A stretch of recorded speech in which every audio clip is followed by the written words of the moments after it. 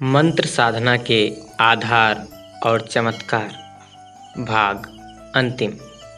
मित्रों, किसी भी रीति से किसी भी धुनी में मंत्र साधना भावनात्मक आकांक्षा भले ही पूरी करे, उससे वैज्ञानिक लाभों का प्रयोजन पूरा न होगा।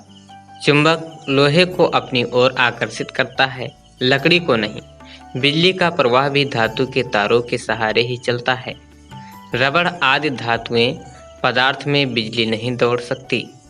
इसी प्रकार मंत्र साधना को अपनी शारीरिक और मानसिक स्वच्छता एवं सामर्थ्यता के लिए प्रयास करते हुए अपना व्यक्तित्व इस योग्य बनाना पड़ता है कि अंतरिक्ष से अवतरित होने वाला शक्ति प्रवाह धारण कर सकना संभव हो सके।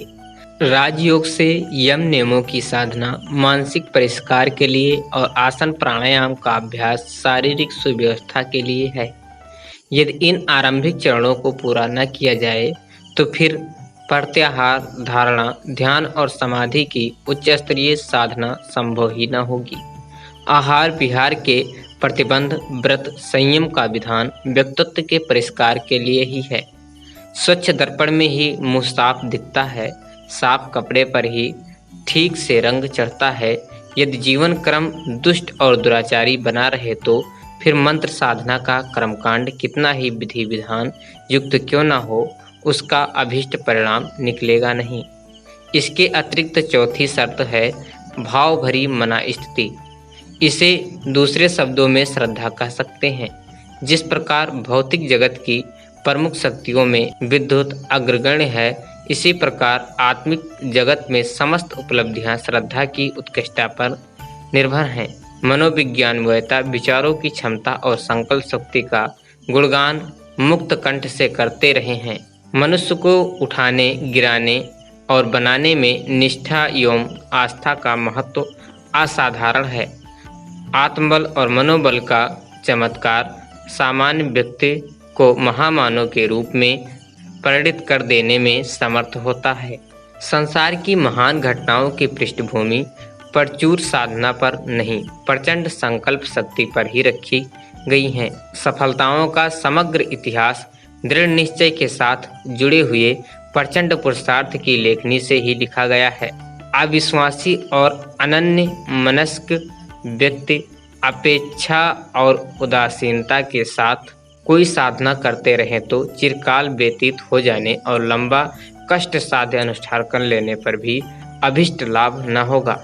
किंतु यदि भाव भरी मनोभूमि में थोड़ा भी साधना विधान अटूट श्रद्धा विश्वास के साथ संपन्न किया जाए तो उसका परिणाम तत्काल दृष्टिगोचर होगा। संदिग्ध और आशाग्रस्त मनोभूमि मानसिक धरातल को बहुत ही उथला बनाए रखती है। उससे कोई बड़े दैवी अनुदान सजोए नहीं जा सकते। साधनात्मक विधि विधान का अपना महत्व है, पर यह तथ्य ध्यान रखने योग्य है कि श्रद्धा को आत्मिक उपलब्धियों का प्राण ही माना जाएगा।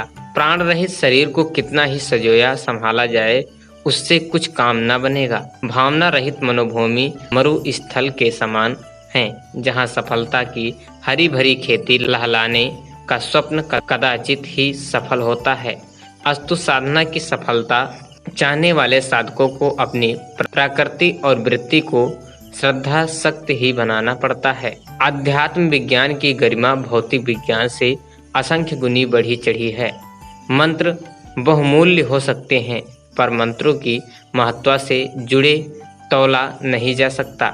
संसार की संप्रदायें आत्मिक विभूतियों की तुलना में नग्न हैं। जड़ और चेतन की गरिमा में जमीन आसमान जितना अंतर है।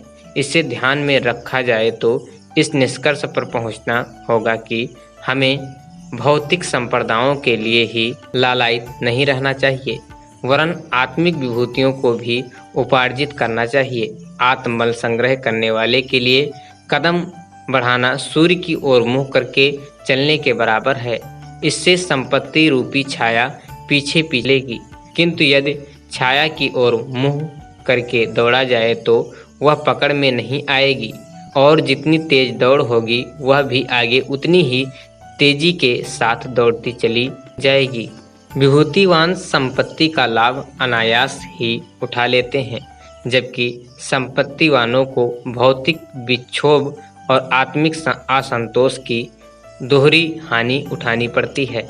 हम आत्मिक प्रगति के पथ पर बढ़ें, आत्मविज्ञान की सहायता लें, आत्मबोध से दृष्टिगोचर परिष्कृत करें और साधना में निरत रहकर विभूतियों के अधिकारी बने। इस संदर्भ में साधना का आश्रय लेना एक अनिवार्य ही है।